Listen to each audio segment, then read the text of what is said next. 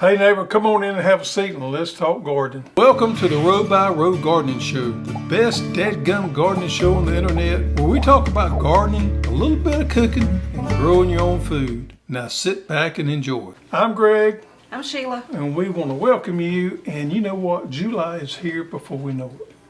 Half the year's gone. Can you imagine? I was just talking to a customer the other day, and he was talking about planting his fall crops. And I was like, dude, you got to wait till July to do it. Boom. It is July. So you guys out there that want to plant you some fall tomatoes, give you a quick hint here. You want to plant a good variety for the fall. And two ones I'm going to give you is Florida 91 and Hosstools. Both of those are good hot set varieties. Now one thing that you don't have to worry about in the fall is tomato spotted wilt virus. So that we don't have a big of a thrip problem, and thrips are the ones that spread that virus. So we don't have that problem in the fall. So you don't have to worry about that, but you do want a good hot set variety, and that's the two that I normally recommend. We used to have one a long time ago called Homestead, and we may be able to get it in the future, but the supply on it has been really rough and ragged for the last 6 to 8 months. So that's what I'm recommending: Florida 91 and Hosstools for the fall. Corn, now we'll start planting our fall corn crop in August. What kind? Oh, man, that's tough. You want to plant Seminole again, don't you? I want to plant Seminole again. Now, I normally plant ambrosia in the fall. It's always been my fall variety, but I don't know yet. I got some peaches and cream. I'm not a huge fan of peaches and cream anymore. I think there's some better varieties than that. I think the ambrosia and the Seminole's better varieties than that nowadays. Great name, and we grew it for years, but it'll probably be one of those two, ambrosia or Seminole. Made a good corn crop last year. Corn's always pretty easy to grow in the fall. We got to watch those worms. Speaking of worms, a lot of people are having worm problems in their corn right now. Have a lot of people on the Row by Row group talking about that. Let me tell you folks, the best organic control for those corn earworms is spinosad, not neem oil, not BT, it's spinosad. Now, if you want to go above that and go to something synthetic and knock them down quick, you want to go with the Bug Buster too. But if you're sticking with organic controls, you want to go with that. Now, the old wise tale says you can take mineral oil and put it on the silks, and that will help. I've never really done that, but I've heard several people say it does work. Spray it over the top and letting it fog down with spinosad is probably my preferred method. What have you got going on? Kind of a lull.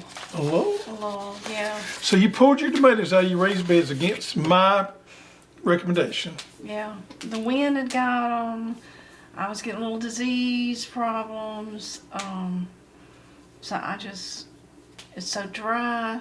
I just harvested what I could, pulled them up. You probably did the correct thing. However, I like to really just get all I can get out of a crop, and sometimes that's not the best strategy. Well, these were heirloom varieties, so unlike your Halcinator and Red Snapper, they don't tend to do well when it gets real hot. But we did enjoy them. We did. We did. I'm glad I did it. I enjoyed them. It was a good thing. And I think we found a variety that we're going to carry next year that really performed well for us here in the South. So. Sunflowers. That's what I have in my raised beds is sunflowers. And we think this is the peach. We're pretty sure this is the peach here, and this is the white one. Do you know what it is? White light. White light. Really nice sunflowers. I got sunflowers and zinnias growing. I got the biggest, best crop of zinnias. You know what that is? That's basil. Yep. So we got flowers going on. I just harvested delicata and red curry winter squash. We made a heck of a crop of these. Even though we got that bad storm, they held through it. I was concerned about them, but I got a wheelbarrow full of these delicatas yesterday. So we're probably gonna have this for dinner this evening. And these red curries right here, which are wonderful. I'm probably gonna get these up probably tomorrow. So we got a bunch of winter squash. Excellent harvest here. I love growing winter squash. That's just gorgeous. It is. It reminds you of the fall. It does a little bit. However, we have to we grow them better in the springtime than we do in fall. I know, it's pretty fall colors. So I'm going to show you something right here that we got. We don't grow a lot of this. This is Big Beef, which is an indeterminate tomato. And I wanted you to taste it and give me your thoughts on this today. because we've been doing some tomato testing, a lot of it here lately. Man, look how beautiful that thing is inside. Look at there. Pink. It is a pinkish type tomato there, but it's a very tomatoish tomato, more beefsteaks type. Taste that right there and give me your thoughts on that. And I'm gonna do the same right here.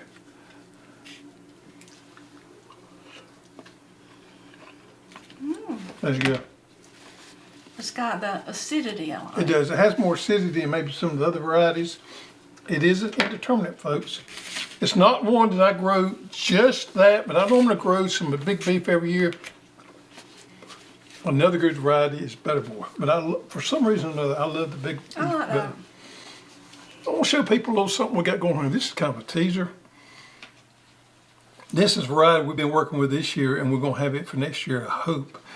Loads of these type tomatoes here, these grape type tomatoes here. I mean, loads and loads and loads of fruits of them. And So they we're don't so- split. And they don't split. They do not split. So we've been working with that variety this year, and I hope maybe this fall, later this fall, we can introduce that to you. It's a good one.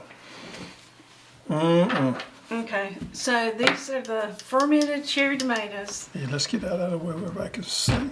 that is still fermented. They're going in the fridge today. Really? Yeah, so they've been, I may have let them go a little too long because they pretty got a punch. Punch, yeah. Now, I like them. I don't know that you don't. So what'd you ferment them in?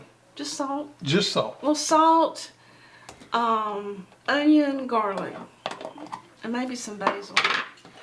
Yeah. I've been watching this work off the last few days. Let's see what we got here.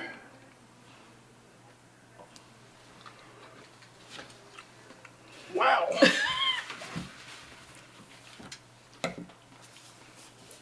Yeah, it's rather strong. Good, but it's rather strong. Be good on a salad. I mean, you have to like fermented flavors to, here, eat that one with the little basil. Just put that in your mouth. We won't dunk it back in. Yeah, that's good. Different. But yeah, so I let it go for about 14 days, which I like the more sour fermented. So now it'll just go in the refrigerator and we'll eat on it for about 6 months. Yeah, that would, to me, that would be perfect for a salad. Kind of zest up those greens a little bit.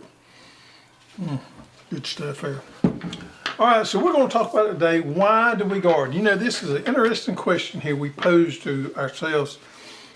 Probably was last week we started talking about this, wasn't it? Yeah, I was looking back, I was answering a customer's question, and I went back, I was trying to find when we started the Row Show. And it was over 5 years ago, and the very first Row Show, y'all talked about the 4 reasons that y'all garden. And I thought it was interesting. So I thought it'd be interesting to compare 5 years later. Are those top 4 reasons still the same top 4? Well, we made a pact between us that we wasn't going to discuss the reasons for this because we would give it to them on the show. Right, So right. we don't we know didn't- the answers to each other's questions here. No, but I need to talk about the top 4 from 5 years ago. Okay, you do that. Okay, so number 1 5 years ago was that if you grow your own food, you know what's in it, what you've put in it, that it's good and clean and healthy. Number 2 was taste. Number 3 was passing down skills to the next generation. Y'all felt like the millennials, that it kind of skipped a generation, and there was a big push by the millennials And to then you learn how got to Gen garden. X now. Gen X. And then the 4th was self-satisfaction. Yeah. So that was 5 years ago. Well, what happened the last couple of days since I've been giving this some deep thought because we've had this thing we couldn't talk about these Yeah. things. We couldn't talk I about tried it. to, But get you to tell I didn't me. want to because I wanted to really think about it. So I dug deep into my history. So about 40 years ago is when I started gardening. It's probably I'm going to say 44 to 45 years ago is when I started. So I really sat down and I thought about this, what made me want to start gardening, because as a company, if we can figure this out, it would help our marketing dramatically. So I do spend a fair amount of time thinking about these kind of things, but I thought about it from a personal perspective. Why did I start gardening at such a young age? Because my dad was not a huge gardener. My granddad was, and some of my uncles and everything was, but my dad was not. He would make the casual mistakes everybody else does. He would grow this huge garden about once every 10 years, and then he wouldn't grow another garden because he got so frustrated. So he was the normal on that. My dad's 85 years old, still alive today, so we can still cut up and have talk about this kind of thing. It's kind of fun. But anyway, why did I start gardening? And I realized number one reason I started gardening was I wanted to learn the skill set. I'm not going to say I was envious, but I was amazed at what some people could do. And at such an early age, I realized that they were a skill set to be able to grow a nice garden, to be able to grow corn. Looking back now, I understand it completely because I see these people that are making these mistakes that I made also early in life. I couldn't grow corn when I was 20 years old like I can now. So I realized that was So that's your number one? That was my number one reason. Skill set. You know what my number one reason is? What was it? I enjoy it. It is, I have several hobbies, but it is a hobby. What are your hobbies? What are my hobbies?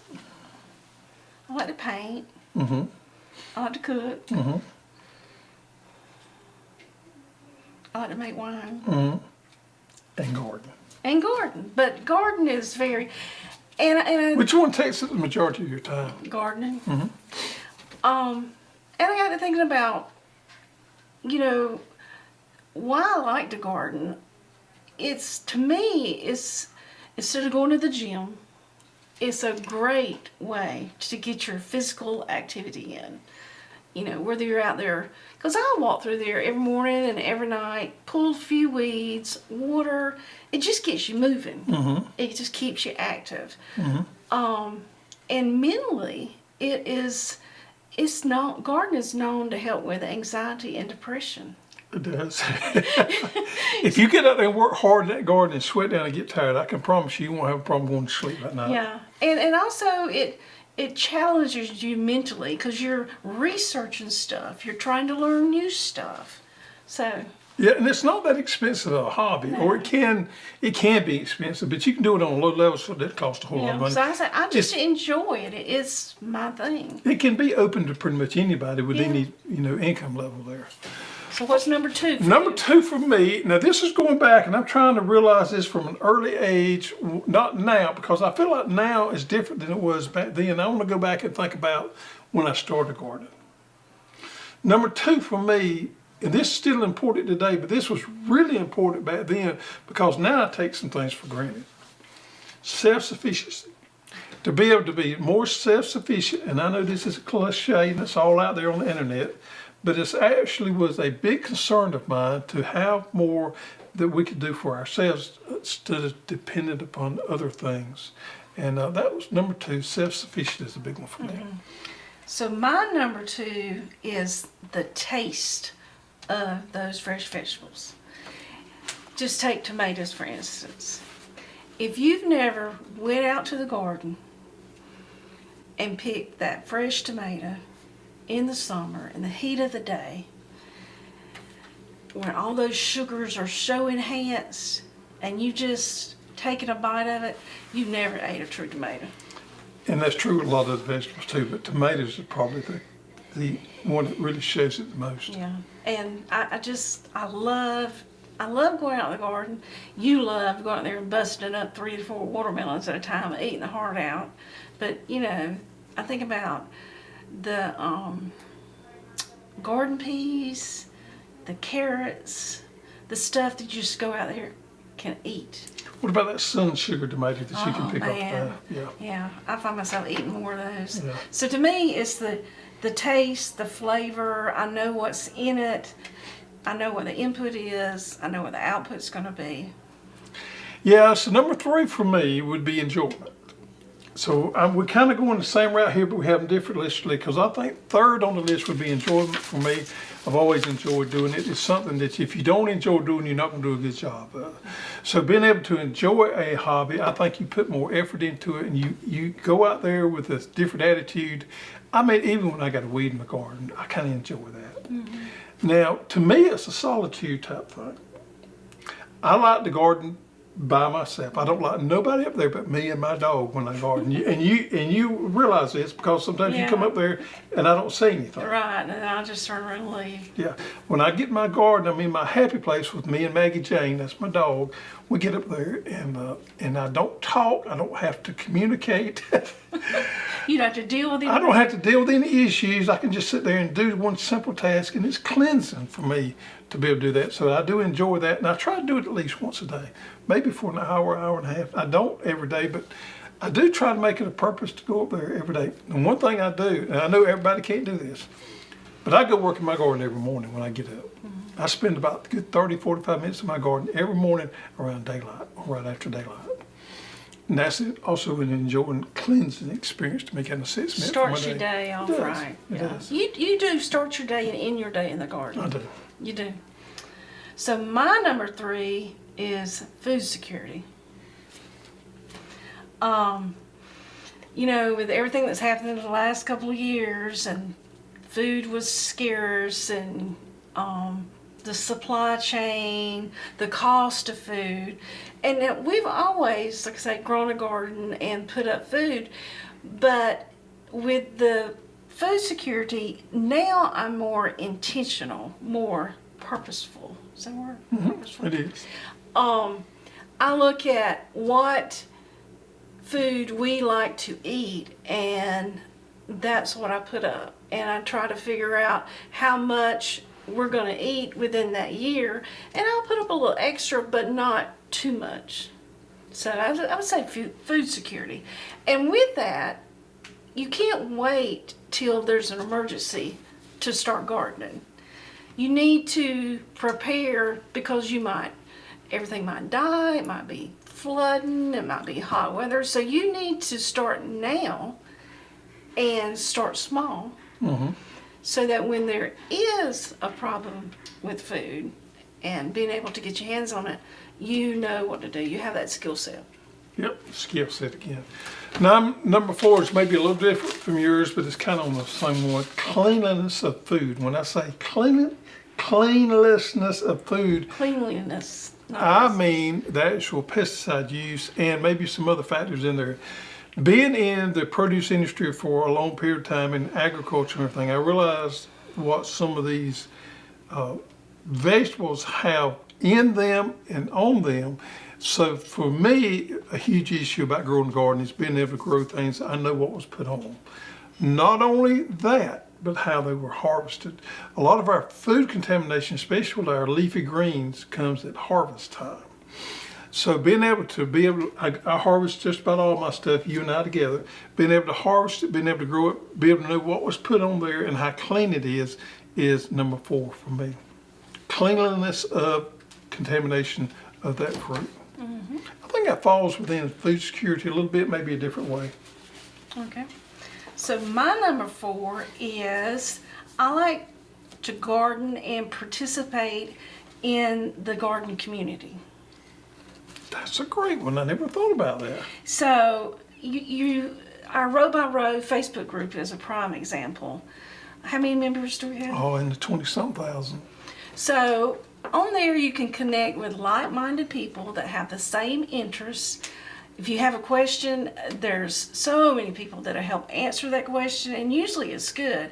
So and people say social media is bad, and there is things about it that's bad, but there's also a lot of good out there. It brings communities together. I do like that about it. Yeah.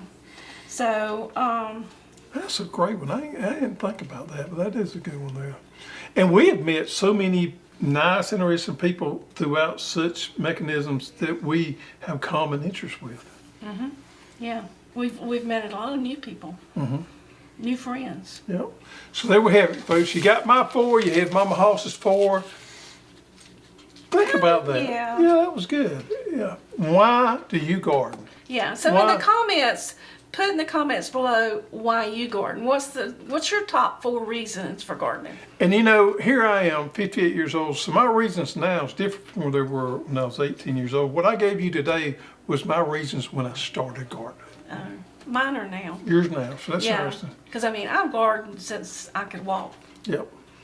I've been in the garden, and I did not like it until I got married.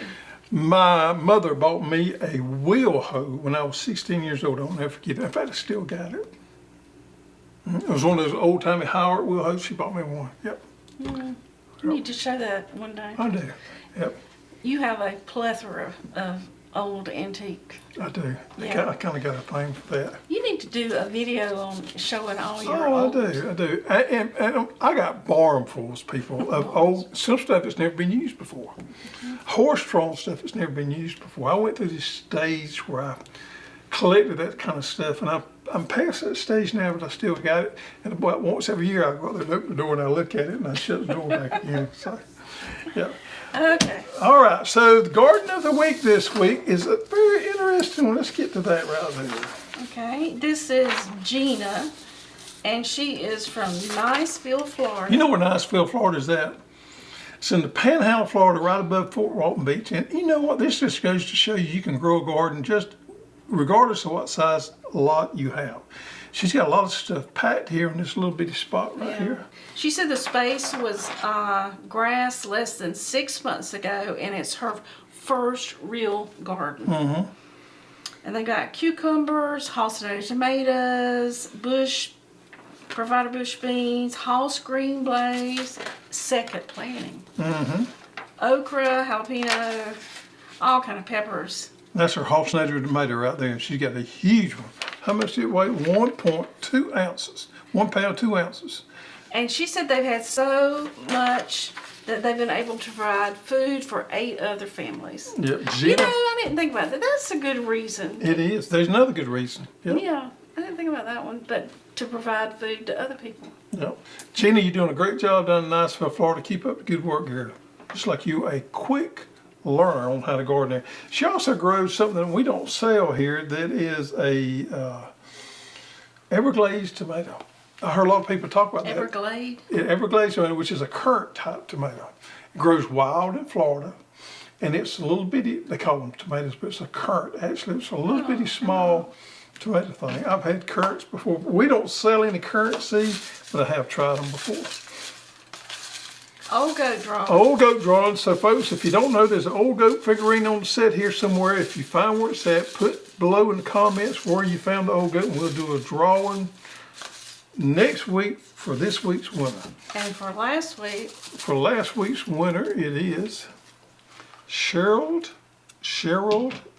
Taylor. Taylor. There you have it. I Send hope I us, spelled that right. yeah, send us your shipping information to customerserve@hosstools.com, and we'll get you something in the mail. And last week's Monterey winner. Yeah, last week was the last week for that drawing. Yep. We'll have to come up with something new. But last week, what was her question last week? Oh, what do you want to ferment? Or what would you like if you started fermenting? Got a lot. I didn't realize how many that watch our show does fermenting. I'm a little behind on the game. Yeah, There's fermenting. a lot. Yep. A lot of fermenting. So Tiffany Christie was last week's winner for the Monterey. Yep. All right, Tiffany, we'll get you that 4-pack of Monterey sent out.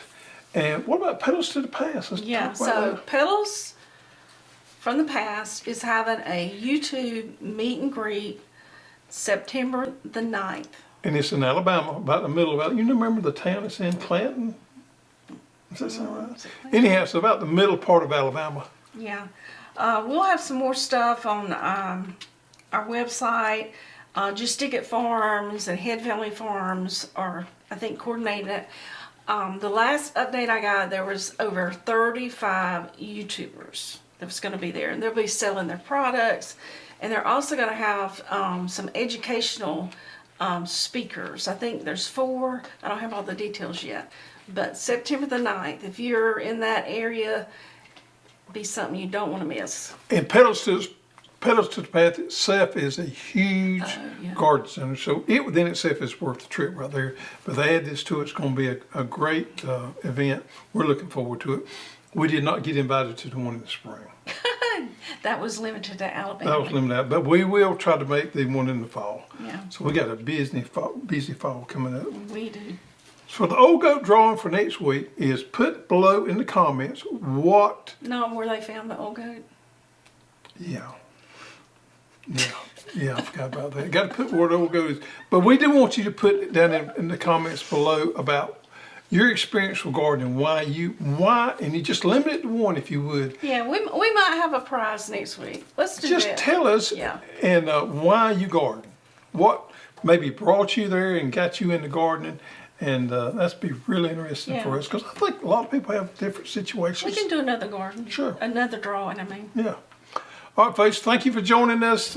We've had a great time talking gardening. We love just gardening's our life. That's basically what we do day in and day out.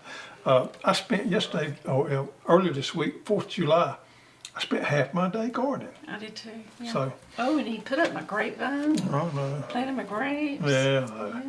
All right, folks, thank you for joining us. Now it's time for you to get outside and get dirty.